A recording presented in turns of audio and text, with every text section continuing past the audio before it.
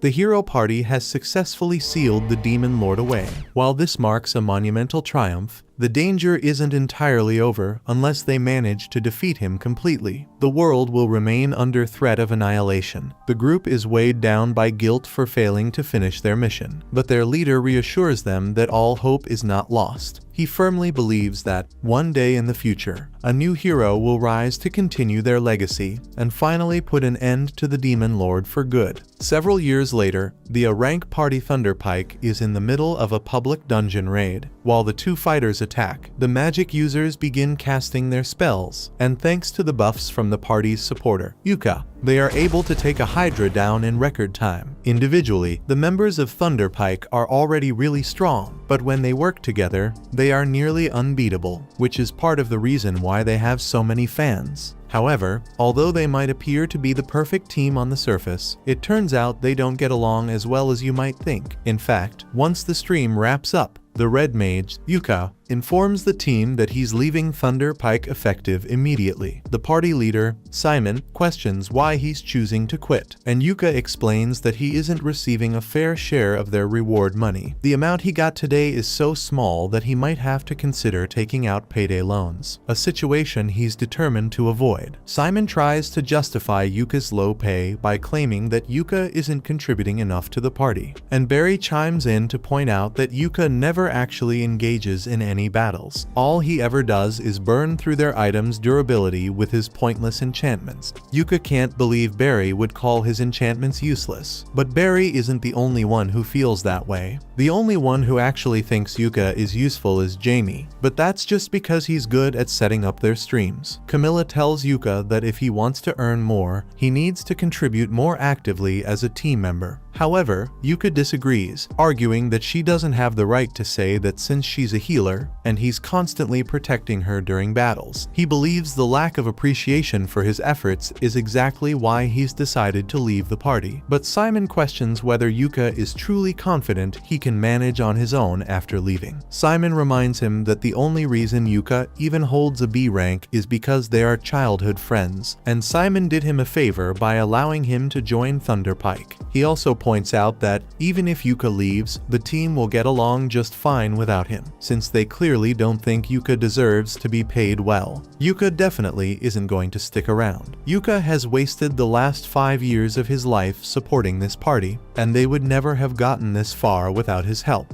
But the others still all think he's useless, so they won't miss him at all. Now that Yuka has officially left Thunderpike, he makes his way to the guild receptionist to inquire about any available work. She's surprised to see a well-known adventurer like him looking for a job and asks if something happened with Thunderpike. Yuka explains that he's quit the team. The receptionist doesn't seem particularly shocked, as situations like this are fairly common, and hands Yuka a form to fill out so she can assign him to a new party. Once he's done filling out the form, he hands it to the receptionist. But just then, a girl comes running up to him for a big hug. The girl's name is Marina, and she used to be one of Yuka's students back when he taught preliminary adventure classes half a year ago. Yuka is glad she's doing all right. She's curious about why Yuka is here, so she asks him, and he tells her that he's currently looking for a new party since he recently left Thunderpike. Marina doesn't even let Yuka finish his sentence because if he's searching for a new party, she would absolutely love to have her beloved teacher join hers. Yuka agrees to her offer, and a few minutes later, he's seated with Marina and the rest of her party to discuss the possibility of him joining. Silk is thrilled about the idea of Yuka becoming part of their group, but she's surprised that such an experienced adventurer would want to join a D rank party like theirs. Yuka is currently B rank, so he could probably get into a much better party, but he doesn't mind being in a D rank party, and to be honest, he actually prefers it this way. Back when he was in Thunderpike, they would always take on high-level missions, so Yuka would have to buy a ton of magic items to prepare, which left him in constant debt. That's why he wants to take it easy for a while and just deal with some low-level quests instead. with Marina, Silk, and Rain all agreeing to the idea. Yuka officially becomes a member of their party. Their first mission together is to gather magic iron ore from the Paintal Mine dungeon. It's been a long time since Yuka has felt this kind of excitement about a mission, and it brings back many nostalgic memories from his early days as an adventurer. Yuka recalls that this dungeon has a lot of magic ore on the 6th floor, and Silk tells him he is correct, but they were hoping to avoid fighting the 5th floor boss. So Yuka suggests they should start on the 4th floor instead. As they enter the dungeon, Marina takes the lead and uses a stick to check for any traps that may have been set. Yuka is so proud because she's doing it exactly how he taught her. For now, Yuka asks Marina to let him take the lead, explaining that he has a more efficient way to handle the situation. Marina is confused, as their party doesn't have a scout or thief to detect traps. While that's true, Yuka reveals that he has a magic item that can help in this scenario. It's a detection lamp, which, thanks to a special type of oil, illuminates traps, allowing them to spot them just as effectively as a scout would. The lamp really is useful, but Silk asks if it's okay for Yuka to be using it since special oil sounds really expensive, and yes, it normally is. But Yuka made this oil with his alchemy, so it didn't cost him much. The party continues walking down the corridor while carefully avoiding all the traps until eventually Yuka stops everyone because he can sense something ahead. He warns the others, advising them to get ready for a fight. Together, they charge in and come face to face with a group of boggles. Silk decides to take the initiative and fires the first shot to take one of the boggles down, while Marina runs in to hammer the rest. As she does this, Yuka casts overlapping physical enchantments on her so she can fight better, and at the same time, he casts a debuff on the boggles to trip them up. While the boggles are disoriented, Marina goes in for her attack, and in one fluid motion, she's able to cut both of them in half, something even she is surprised by. She turns around to ask Yuka if that feeling she just experienced was his magic. Yuka confirms that he had cast 3 types of enchantments on Marina to help with her fight. Rain is amazed that Yuka managed to cast 3 enchantments simultaneously, and without even using an incantation. However, Yuka doesn't think it's anything special, and simply tells them they should keep moving. As they make their way deeper into the mine, he asks the girls about their usual routine for dungeon exploration. Marina, beaming with pride, explains that they always take a break after each floor and inspect their equipment, just as he had taught them. Hearing this, Yuka suggests they rest for a while before continuing.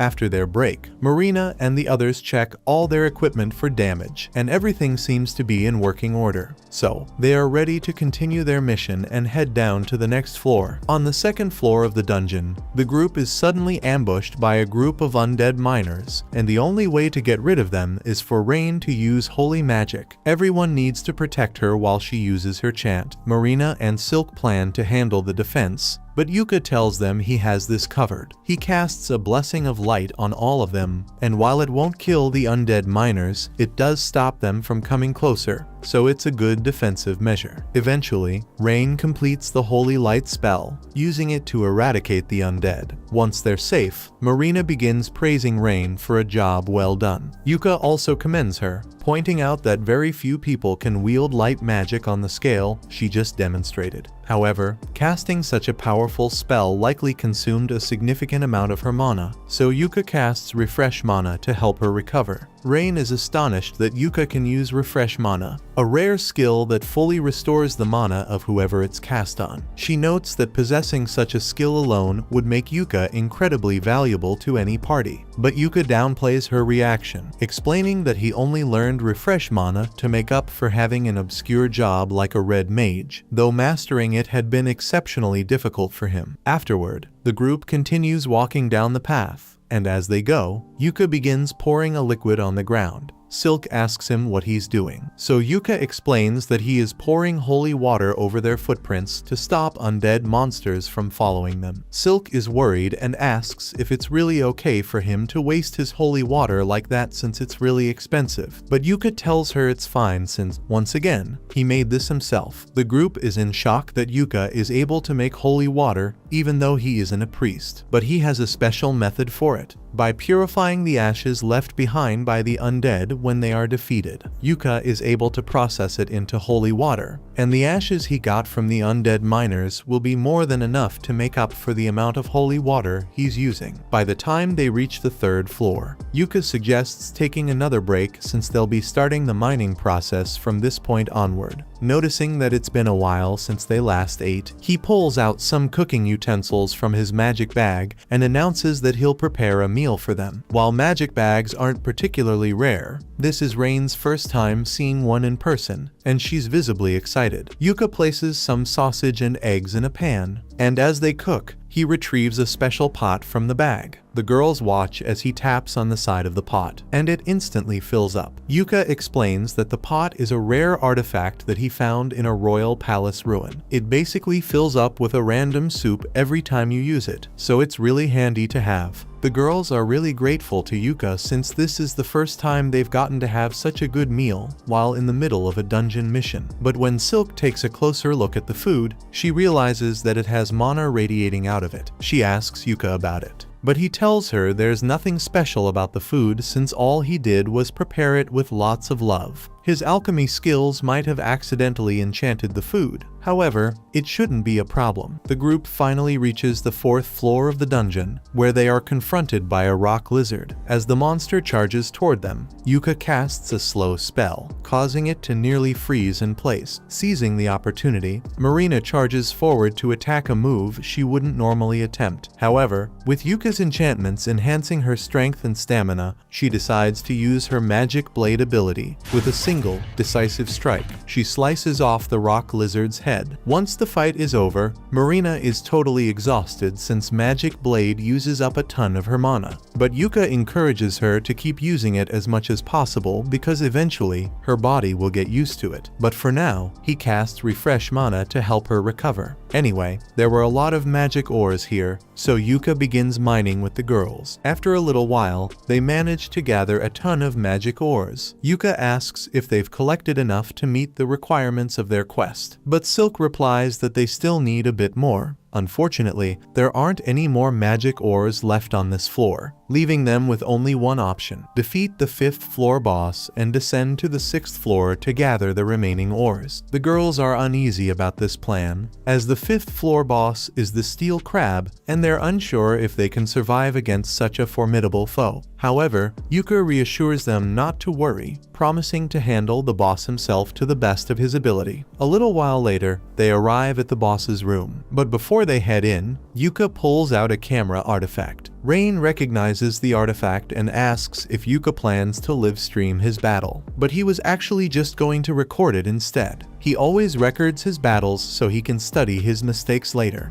If he's going to be recording anyway, Marina asks him to make it a live stream since she thinks it will be a lot of fun. Yuka agrees to live stream his fight, but as he's setting it up, he realizes he doesn't know the name of their party. He asks the others, and Silk admits they haven't actually come up with a party name yet. In fact, they aren't even officially registered. Hearing this, Yuka asks if they have any ideas for a team name. Marina thinks for a moment before suggesting the name Clover, specifically a 4-leaf clover to symbolize their 4 members. Everyone loves the idea, and from that moment on, they decide to be known as Clover. Just then, Yuka realizes that this is going to be her party's first live stream, and he'd feel bad if he was the only one in the spotlight. So, he asks the others if they want to help him fight the boss, but they all tell him that it's fine for him to handle it solo. In that case, Yuka isn't going to hold back. He casts Great Blink Shadow and Protector Shield buffs on himself and then enters the boss room. The steel crab awakens and immediately lunges at Yuka, but he uses his speed buffs to swiftly dodge the attack. Once he's safely out of its range, he begins bombarding the crab with a series of debuff spells. After sufficiently weakening it, Yuka casts a gravity spell, slamming the steel crab against the floor and crushing it. With that, the boss is defeated, and it didn't even take him a full minute. Yuka feels quite satisfied with his performance. He then ends the stream, and Marina runs up to hug him for being so amazing, but she's hugging him a little too hard. The others ask her to let go before Yuka ends up in a wheelchair. After making sure his back is fine, Yuka tells everyone that they should bring the steel crab's body back to the guild so they can sell the parts. He stores the entire thing in his magic bag, which is a huge help since they never would have been able to carry it back by themselves. So far, Yuka has proven to be an invaluable asset to their party,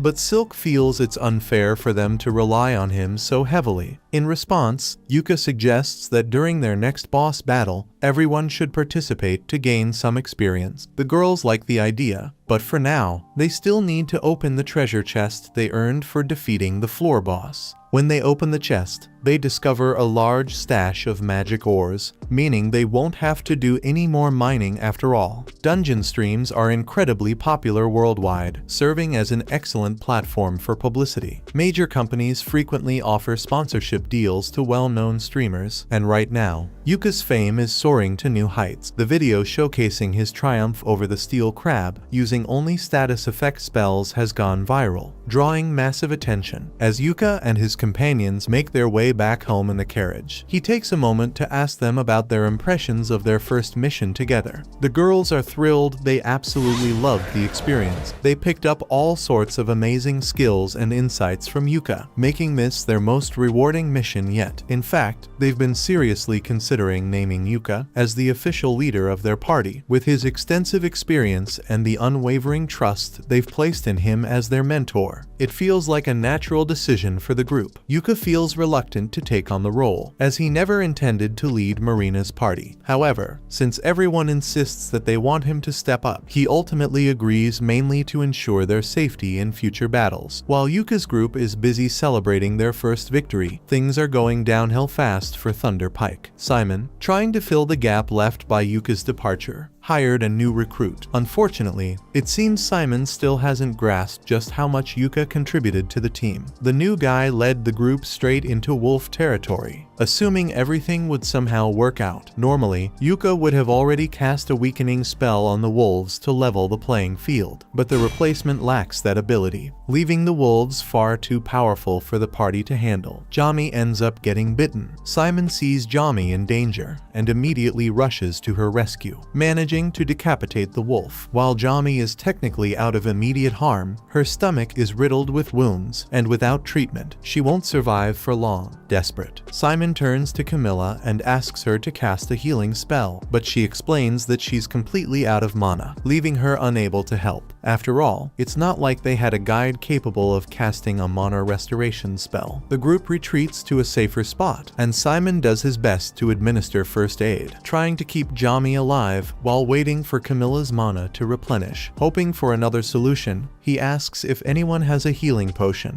Cork, the new recruit, happens to have one, but he hesitates to hand it over. Simon had made it abundantly clear that everyone was responsible for purchasing their own gear, so Cork doesn't feel particularly inclined to share his supplies. Simon tells him that now is not the time to be worrying about money when one of his teammates is about to die, so Cork reluctantly hands over the healing potion, and Simon feeds it to Jami. Thunder Pike has really been on a downward spiral lately, but on the flip side, everything has been working out for Yuka. He and the girls are sitting at the bar to celebrate, and while the reward for their quest wasn't that high, the steel crab's body was in good condition, so the guild paid a good price for it. Speaking of money, Yuka asks Marina and the others what system they've been using to split up the party's earnings. They explain to Yuka that Silk is the one who manages all the party's money, with each member receiving a set allowance. Yuka is a bit surprised, as it's uncommon for an entire group to entrust their finances to a single person, but the group has a clear reason for this arrangement. They've all been diligently saving to eventually buy a house together, as constantly renting rooms at the inn feels awkward in the long term. Understanding their goal, Yuka assures them that he's fine with continuing the allowance system. Silk, a little taken aback, asks if he's really okay with her managing all the finances, thinking that an adventurer like him might prefer handling his own money. However, Yuka reassures her that he trusts her completely, so there's no need to change a system that's already working for them. While Yuka and the others are having fun and getting along, Simon and the rest of Thunder Pike are upset because that was the worst outcome they've had in years. Thankfully, Thankfully, they were able to save Jami's life, but things could have gone really badly, and Simon blames it all on Cork. The rest of the party joins in and starts calling Cork useless for not being able to get them out of that mess. But Cork isn't going to let them put the blame on him, since everyone knows that dire wolves track their prey through scent, so it's common sense to buy a beast repellent in preparation for the mission. The situation was clearly the party's fault for not being properly prepared, but Simon tries to shift the blame onto Cork. He argues that if Cork knew about the beast repellent, he should have told them, and even goes as far as to claim that Jami almost dying is entirely Cork's fault for not buying beast repellent for everyone. The level of gaslighting is intense, but fortunately, it doesn't fool Cork. Realizing he wants nothing to do with a group where no one takes responsibility for their own mistakes, he decides to quit the party on the spot. Yuka overhears this, and he can't believe Thunder Pike still hasn't learned from their mistakes, but that doesn't concern him anymore. He turns back to the girls, and Marina tells everyone what they should do for tomorrow. Silk remembers something Yuka once told her about it being important to take a day off after every mission, so she suggests that they do that. Everyone agrees, and since Yuka is going to have the day off, he decides to get a little shopping done. He needs to stock up on potions and scrolls, and he still needs to turn those undead ashes he got into holy water so he can replenish his stock. He's going to be busy for a while, so he suggests that they all meet back up here after their break is over. At that moment, Marina notices that the day's dungeon stream highlights are being broadcast, and Yuka's fight against the steel crab has taken the #1 spot. Yuka is stunned, as he only uploaded the footage a few hours ago, but it's already garnered over 6,000 viewers, with the numbers still climbing. Viewers are fascinated by how someone with a lesser-known job like a red mage was able to defeat a steel crab without even laying a finger on it. The announcers urge everyone to watch out for Yuka and his party. Clover, hinting that they could potentially rise to become the world's greatest adventuring team. Simon and the other members of Thunder Pike see Yuka's stream as well, and they are all incredibly jealous that Yuka is actually doing well without them.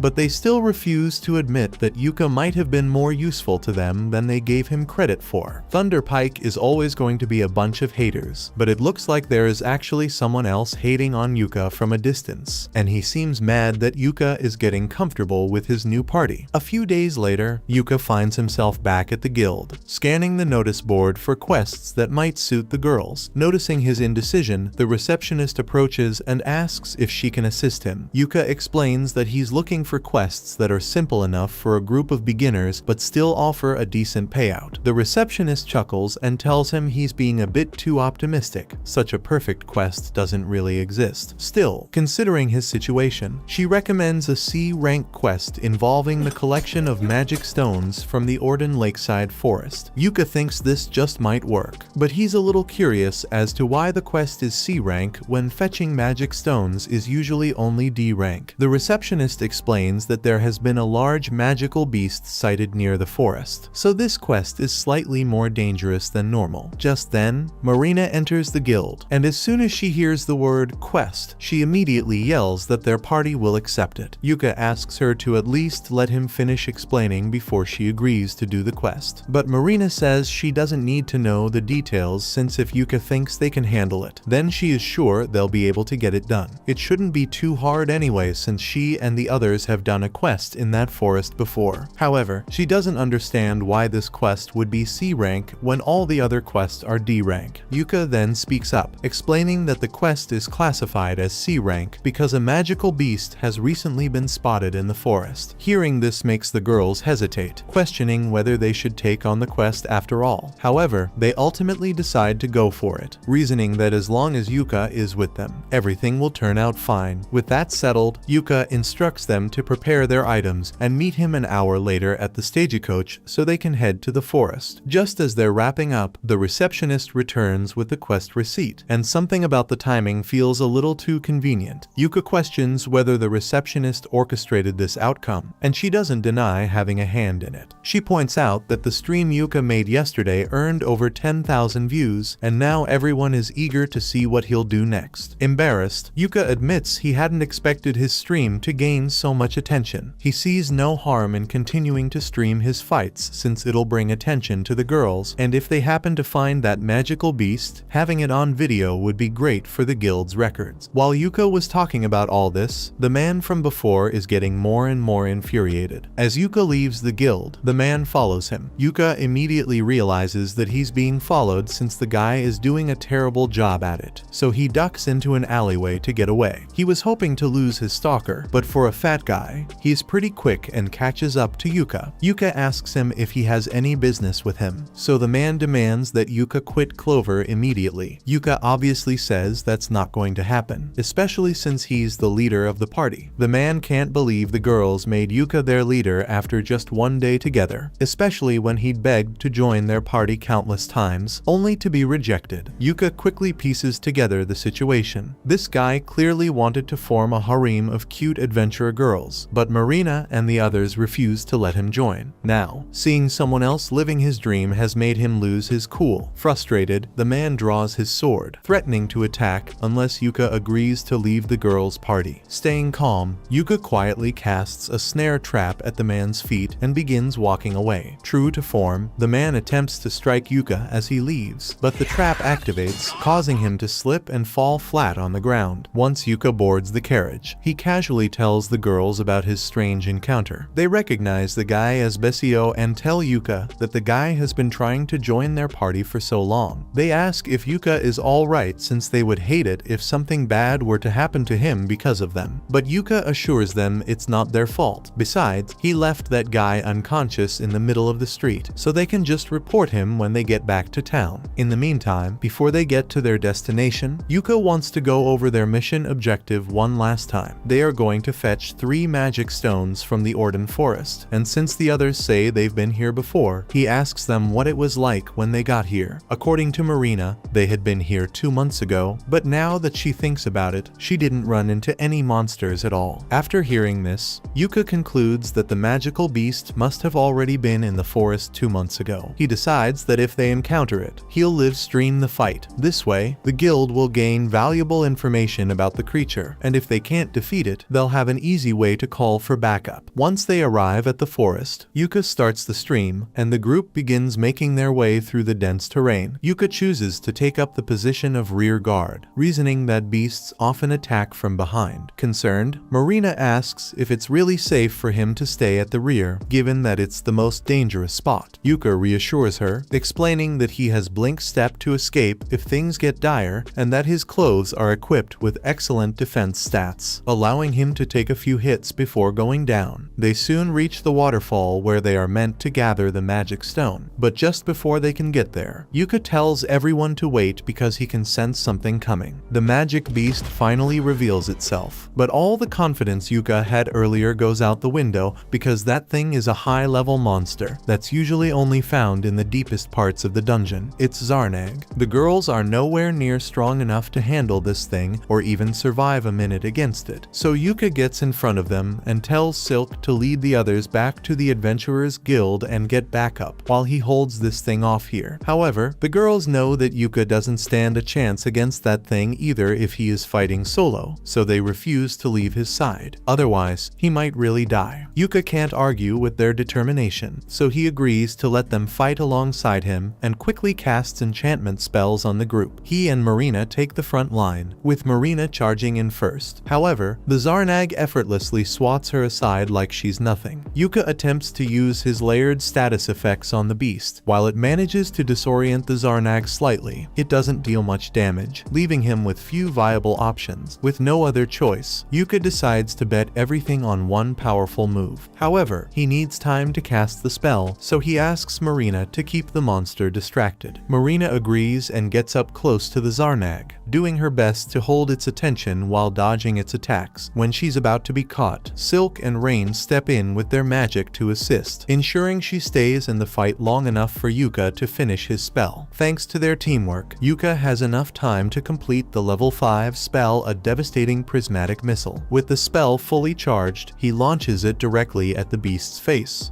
When the prismatic missile strikes, it initially seems like it didn't have much effect, However, moments later, the monster starts coughing up blood, revealing it has been severely wounded. Rain follows up by casting a grade 5 Thunderbolt spell, electrocuting the creature. While it's paralyzed, Yuka commands Marina to decapitate it. Marina charges forward, activating her magic sword, while Yuka enhances her with a critical attack spell. Thanks to this, Marina manages to sever the monster's head from its body with a single powerful swing. Now that it's all finally over, Yuka drops to his knees in relief, overwhelmed that they managed to take down the monster without losing anyone. Meanwhile, back in town, the spectators watching the stream are just as astonished, particularly by the spell Yuka used, since no one has ever witnessed anything like it before. Of course, Simon is watching the stream, and he doesn't look that happy. Back in the forest, Yuka feels slightly lightheaded from all the mana he expended during the fight, but overall, he's still in decent shape. He's relieved that everything turned out fine, though he knows that battle was far too intense for a group of beginners like them. The only reason they survived was sheer luck. He warns the girls that he plans to scold them later for their reckless actions, but the girls argue that Yuka was just as reckless, charging into battle alone and fully prepared to sacrifice himself, and they find that kind of behavior completely unacceptable. Yuka admits that he was indeed ready to sacrifice himself, so he suggests a compromise, saying they can all air their grievances later. For now, they should clean up, as they're all drenched in sweat, and Marina is still covered in Zarnag blood. While the girls bathe in the river, Yuka begins setting up camp, and the whole situation brings back fond memories from 6 months ago. Back then, Yuka was responsible for training Marina's team, and he was genuinely impressed by how quickly the girls were adapting to the life of adventurers. However, there were still a few areas that needed improvement. Marina had a tendency to be a bit clumsy, Silk was overly cautious, and Rain was extremely timid. Even so, based on how well they were progressing, Yuka would have gladly handed them their D-rank adventure licenses right then if it had been his decision.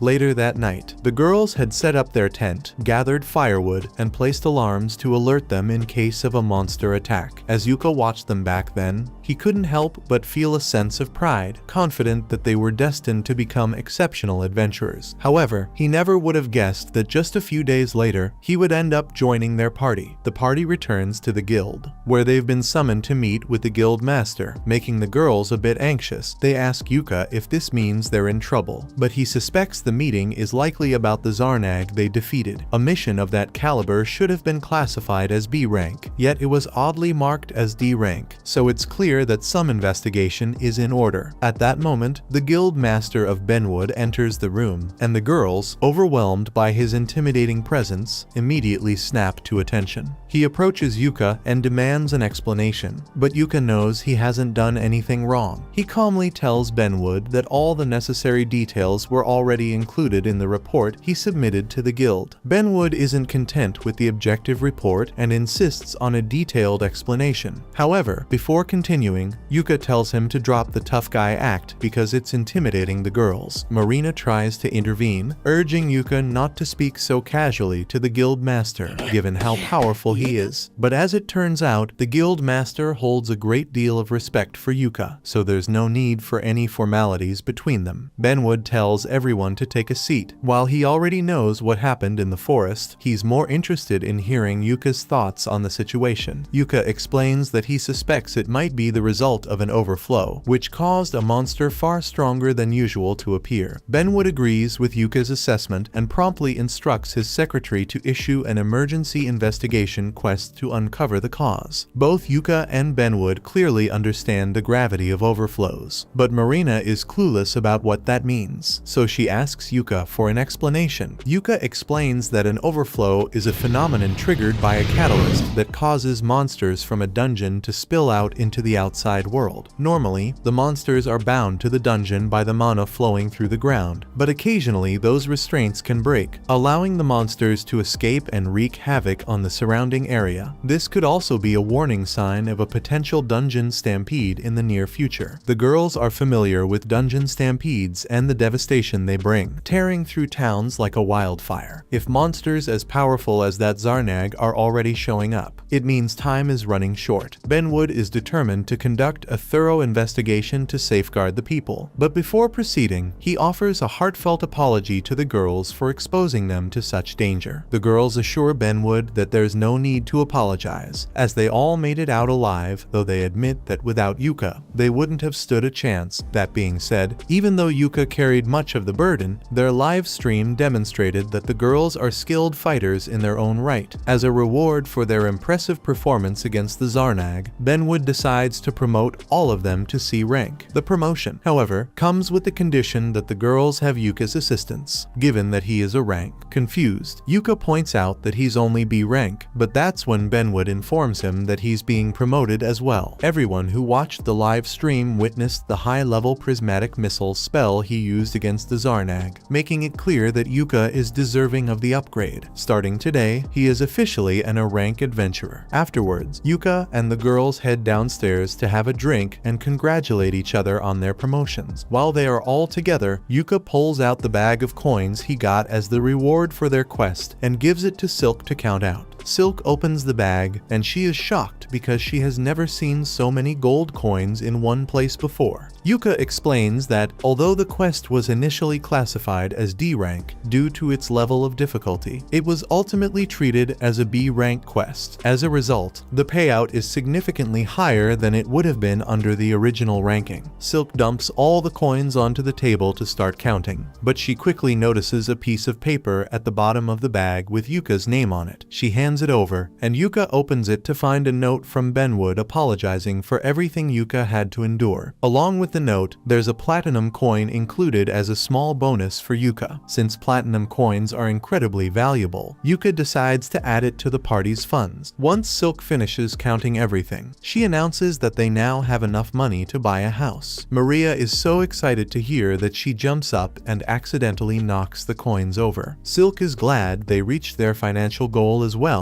but she feels a little bad about it since the only reason they got this much money was because of Yuka. While that may be true, Yuka tells Silk she doesn't have to think of it that way. They made him the leader of Clover, and it is natural for a leader to do whatever it takes to help out the group. As such, even if he played a major role in earning this money, it still belongs to all of them. The group continues celebrating late into the night, and at one point, Rain turns to Yuka and asks if he has a dream he wants to achieve. The question catches Yuka off guard, so he asks if there's a particular reason she's asking. Rain explains that, thanks to Yuka, they've just accomplished their goal of buying a house, so now she wants to know what his dream is so they can help him achieve it. Since she asked, Yuka shares that his dream is to conquer the deepest floors of the Achromatic Darkness dungeon. As soon as the girls hear this, they spit up their drinks in surprise because the dungeon is quite literally the most dangerous one out there. It even possesses an abyss gate, an artifact known to be a direct gateway to the underworld. Yuka says the abyss gate is precisely why he wants to conquer the Achromatic Darkness. Rain asks him if he intends to go through the abyss gate if he reaches it, but Yuka explains that he just wants to see what the edge of the world looks like. Yuka explains that his uncle once attempted to tackle the Achromatic Darkness dungeon and tried to reach the gate. Although he didn't succeed, Yuka told the story so often as a kid that he eventually decided he wanted to try it himself, even if he knows it's unlikely to ever happen. Marina loves the idea of Yuka's dream and suggests that they all venture into the Achromatic Darkness together to help him achieve it. Yuka, however, points out that it's not that simple. The dungeon is so dangerous that entering it requires government approval, and only an A-rank party can qualify for such permission. Even so, Rain thinks it's a great idea and suggests making it their party's next big goal. The others agree wholeheartedly, promising to work hard to help Yuka achieve his dream, though they know it won't be happening anytime soon. Meanwhile, Clover's streams have been steadily growing in popularity with each passing day. Currently, they're streaming a battle against an undead hand, and thanks to their impeccable teamwork, they managed to take it down using a lightning spell from Rain and a rock scroll from Yuka. That concludes the stream, so they wave to their fans, and everyone at the guild absolutely loves them all except the members of Thunderpike, who hate how popular Yuka has become. Barry thinks Yuka only looks impressive because he is in a team of newbies, but Simon actually heard that Yuka recently recently got promoted to a rank, so he might just be that good. Besides, Yuka's popularity isn't their biggest concern right now. Thunder Pike has been struggling with repeated failures on their quests lately, and Simon believes the issue lies with all the new recruits they've been hiring, who, in his words, always turn out to be incompetent fools. None of them ever last more than a day, but that couldn't possibly be because there's something wrong with their team. On the topic of their team, Simon asks why Jami isn't there. Camilla responds by explaining that Jami wasn't in the mood for a drink. Simon is furious, pointing out that ever since the mission where Jami was mauled by a wolf, she's been constantly dragging the team down. Meanwhile, Jami has locked herself in her room, watching videos of Yuka's live stream on repeat for hours. The other members of Thunder Pike are beginning to realize that Yuka might have been far more valuable to the team than they initially thought. Since Yuka left because of his low pay, they figure they could offer him a slightly higher cut to bring him back, and with Jami barely contributing these days, they could just reduce her share instead. A few hours later, Yuka and the others return to the guild to report the success of their mission. But as they arrive at the front door, they find Simon waiting there for Yuka. Seeing Simon again makes Yuka a little angry, so he tells the girls to head inside without him, and then he asks Simon what he wants. Simon gets to the point and says he is allowing Yuka the honor of rejoining Thunder Pike. Yuka can't believe the nonsense that just came out of Simon's mouth, but Simon tries to manipulate him by pointing out that Yuka's dream of reaching the Abyss Gate is only achievable if he's part of a rank party like Thunder Pike. On top of that, Simon mentions that ever since Yuka left, the team has been struggling to complete quests. Simon claims it's Yuka's responsibility to return and fix the situation. Yuka hears everything Simon has to say, but it's a shame he simply doesn't care. While they may have been childhood friends, that means nothing to Yuka after all the disrespect Simon has shown him. Deciding he wants nothing more to do with Simon, Yuka turns and walks inside, leaving Simon to deal with the consequences of his actions. Meanwhile, Bessio had been watching the entire interaction and appears to have a sinister idea brewing in his mind. Back inside, Yuka meets up with the girls, who immediately ask about the guy outside. Yuka explains that it was Simon, the leader of his old party. Upon hearing this, Marina becomes concerned that Yuka might rejoin Thunder Pike, but Yuka reassures her, as he said earlier, that nothing on Earth could ever convince him to return to that disaster of a party. Putting that aside, they still need to report their mission success to the guild, so the group heads to the reception desk. Once that's taken care of, they plan to grab some drinks to celebrate. The following day, Yuka gathers everyone for a meeting to inform the girls about a quest they have received. Marina, already eager and prepared to set out, is quickly told by Yuka to sit down and at least hear the details of the quest first. He explains that their party has been personally requested by Earthies. The girls are taken aback, as Earthies is the most renowned workshop in the country. In fact, Silk's bow was crafted there, making it a great honor to be specifically chosen by them. Still, the girls can't help but wonder why Earthies would specifically choose Clover out of all parties. Yuka clarifies that Earthies is introducing a new line of equipment for women, designed to be both fashionable and protective. Essentially, they want Marina, Silk, and Rain to clear a dungeon while wearing the new outfits as a way to promote the brand. Marina is in disbelief that they are actually going to be poster girls for a company as prestigious as Earthies, while Silk and Rain are already adjusting their hair in preparation. It's an incredible deal. They get paid to conquer a dungeon, and even get to keep the armor afterward. With that, they tell Yuka they're accepting the offer, and the group soon departs for the Aeon Ruins dungeon. When the day of the quest finally arrives, Yuka meets up with the girls inside the dungeon, where they have already changed into their new Earthies gear. He compliments them, saying they all look adorable, and adds that, beyond just appearance, the equipment is highly functional, making it a perfect fit for them. However, for some reason, Rain appears to be annoyed with him, though he has no idea why. As the group steps into the dungeon, Yuka explains that it is quite old and consists of only 4 floors. However, at the very bottom, there is an entrance leading to a separate dungeon, which is the one they need to clear to reach the main entrance of this second dungeon. Yuka informs them that they will have to take the stairs,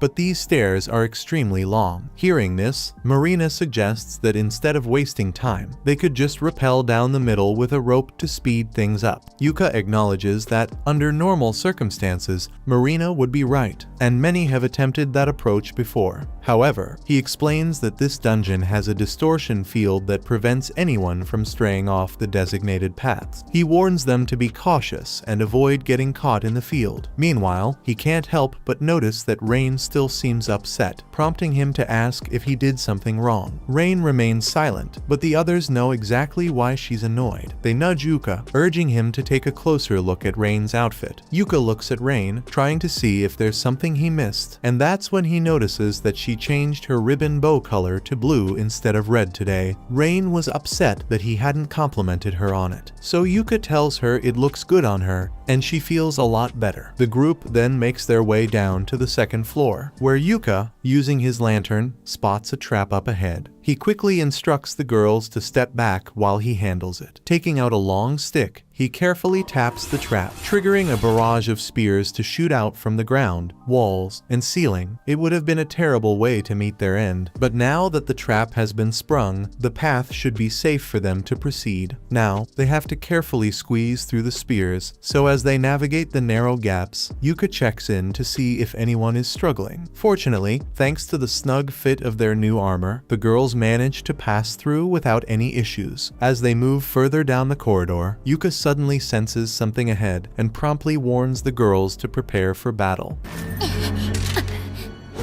The group suddenly finds themselves face to face with a pack of orcs, and the moment Silk lays eyes on them, generations of deep-seated hatred resurface in her mind. Yuka understands that orcs are the natural enemies of elves, but he urges Silk to stay calm so she doesn't act recklessly. His strategy is to strike first with powerful magic, followed by Marina engaging them with her sword, while Silk provides support from the rear. With everyone clear on the plan, Yuka casts his enchantment spells, while Rain begins preparing a fireball. Once her spell is ready, she launches it at the orcs, engulfing them in flames. Seizing the moment, Yuka follows up with a rock blast, as the orcs scramble to dodge the flying debris. Silk lands a precise shot to one of their necks, while another is crushed, leaving only two remaining. Marina rushes in just as the last two orcs charge forward, but Yuka quickly casts a paralyze and slow spell, hindering their movements. With this opening, Marina slices one clean in half, while Silk lands a precise shot to the other's neck. Marina then delivers the finishing blow by splitting the orc's head in two. With the battle finally over, Yuka approaches the fallen orcs to collect the magic stones, then turns to Silk, asking if she has calmed down now. Silk apologizes for her outburst, but she can't help but be filled with rage whenever she sees an orc. Yuka understands that she can't control her reaction to orcs since it's just a part of being an elf. Just then, Marina comes up to Yuka and tells him she just found something weird on one of the orcs' bodies. She hands it over, and after examining it, Yuka recognizes it as a memorandum of revelation scroll, an artifact capable of uncovering hidden abilities in those who use it. It's unusual for a low-ranked orc to possess something like this, but in its current damaged state, its value is significantly reduced. However, rather than selling it off, which would be a waste, Yuka decides that he will repair it and have one of the girls use it instead. Silk asks what would happen if one of them were to use the scroll, prompting Yuka to explain that it would unlock a hidden talent. For instance, it could grant a second job or possibly a new skill. Hearing this, Rain and Silk agree that once the revelation scroll is repaired, Marina should be the one to use it, since she currently only has one job. Marina is a little hesitant to accept since sword mages are rare, and she's not sure she has the potential to become one. Still, Yuka thinks it's worth a try anyway, since even if she doesn't get a second job, she might end up uncovering some sort of hidden ability. At that moment, a chest appears as their reward for defeating the orcs. After opening it, they continue onward until they reach the break room between floors. Inside the chest, They find a magic bag, which immediately sends Rain over the moon with excitement, especially since everyone agrees she should have it. Magic bags are particularly useful for those in support roles, making her the ideal choice. Yuka, however, notes that if they happen to find another one in the future, it would be best for Silk to have it, as it would allow her to carry more arrows. Once their break is over, everyone gets up. But before moving forward, Yuka decides to assess the team's losses and gains. He considers using one of his scrolls, but decides against it since his mana levels are still in good shape, and Marina feels completely fine. Silk used 5 arrows during the battle with the orcs, but she still has 20 remaining. As for Rain, she's ready to keep going. With everyone still in good condition, they proceed down to the 3rd floor. Yuka reminds everyone to stay on high alert, as even though this floor doesn't have a designated floor boss, they still need to be prepared for any potential attacks. He explains that there was once a door leading to the main dungeon, the abandoned city, but about 10 years ago, it mysteriously disappeared, allowing anyone to enter freely. In the past, the entrance was heavily guarded by multiple shadow stalkers. From what Yuka knows, these creatures resemble solid black mannequins with gleaming eyes. However, they haven't been sighted in years, so there's no way they'd encounter one here, or so he believes. However, there's a black mannequin with shiny eyes just staring at them menacingly from the 3rd floor. Marina asks if they should be concerned about that. That thing is definitely a shadow stalker, and Yuka thinks it's unbelievable that they are actually seeing one here, so he makes sure the recorder gets a good view of it. The shadow stalker may look creepy, but they don't have to worry for now since it's on the 3rd floor. There's no way it can cross the distortion field. However, the shadow stalker suddenly leaps down, effortlessly piercing through the distortion field as if it weren't even there. It seems they might be in serious trouble after all. Yuka immediately orders everyone to prepare for battle and pulls out a scroll of multi-enchant, enhancing the girls as much as possible. But despite all the buffs, the Shadow Stalker's first strike takes Marina down in a single hit. Rain quickly rushes to Marina's side to heal her, while Silk provides cover. Yet Yuka is still in shock. He can't believe the Shadow Stalker shattered his multi-enchant barrier so easily. The Shadow Stalker readies another attack, prompting Yuka to rush forward and cast a protection barrier on himself. However, the shadow effortlessly shatters it, leading Yuka to realize that its attacks must be specifically designed to break through barriers. Adjusting his strategy, he casts Blink Shadow on himself, allowing him to evade attacks entirely and get close enough to strike the shadow by surprise. But just as he's about to land a hit, the shadow suddenly turns and counters with a dark magic curse, leaving Yuka completely immobilized. It seems there might truly be no way to defeat it. The shadow then casts another curse, but Rain manages to block it with a holy shield, while Silk counterattacks with her dryad vines. While the shadow is busy, Rain tries to heal Yuka like she did with Marina, but to her horror, she discovers that Yuka isn't breathing. At the same time, the shadow slashes Silk across the back, and Marina manages to chase it off, but it's moving way too quickly for her to hit it. Seeing no other option, Rain decides to unleash a wide area spell to take the shadow down. She casts Ice Gravel, targeting the enemy, but before the attack can land, the shadow vanishes and reappears behind them, slashing both Marina and Rain across the back. Now, all the girls are seriously wounded, yet the shadow isn't finished. It proceeds to conjure dozens of Eclipse cannons, launching them directly at the group. This could have been their end, but at the last moment, Yuka returns, casting a light shield over them just in time to block the attack. He covers the floor in 1,000 trip spells so the shadow can't get away, and then he begins spamming every possible debuff effect he can cast to weaken it, while also casting buffs on the girls to heal them. Now that the girls are back in fighting shape, Silk wraps the shadow in her vines, granting Rain enough time to cast her undead spell to erase the shadow. With the battle finally over, Marina, overwhelmed with relief that Yuka is still alive, throws her arms around him in a tight hug. However, Yuka quickly points out that her embrace is so strong, it's bringing him dangerously close to dying all over again. Once Marina releases him, Yuka sincerely thanks her, acknowledging that if she hadn't spotted the Shadow Stalker when she did, they would have been caught off guard, and that would have meant certain death for the entire group. He then turns to Rain and asks for her thoughts on the shadow. Rain explains that while it was undead, its mana was completely erratic. making it feel as though its very existence was unnatural. Moreover, it shouldn't have been able to bypass the distortion field, which strongly suggests that it was the result of a dungeon overflow. She then asks Yuka what he thinks they should do next, since they've already reached the bottom floor. He proposes that they should at least complete their quest before making their way back up. In that case, Marina asks if they should inform everyone of the Shadow Stalker with a stream, but Yuka would rather not since they are wearing Earthies' unreleased equipment line, so he doesn't want to show it to the public without permission from the client. Yuka suggests they finish the quest quickly so they can get out of here. They continue forward, making their way down the corridor until they reach the door leading to the abandoned city. According to legend, people once inhabited this place long ago. However, their quest only requires them to reach the gate, not venture inside. So, after touching it to fulfill the mission's requirements, they turn around and begin their journey back to the surface. After making it back, Yuka submits his report to the guild. Once he's finished, he steps outside to meet up with the girls, who have been waiting for him. Silk immediately asks how it went, and Yuka explains that he submitted the footage they recorded and informed the guild about the Shadow Stalker. Since the guild will likely want to interview them about it later, he suggests that they take the next 2 days off and stay in the town of Qualto to rest. Marina loves the idea and excitedly asks Yuka if he'd like to go on a date with all of them. Silk, unfamiliar with the city, was hoping Yuka could show her around, while Rain is eager to explore and see all the artifacts the town has to offer. Seeing no reason to turn them down, Yuka agrees to spend the day with them. Thunder Pike keeps embarking on adventures in an effort to maintain their standing as a rank party. However,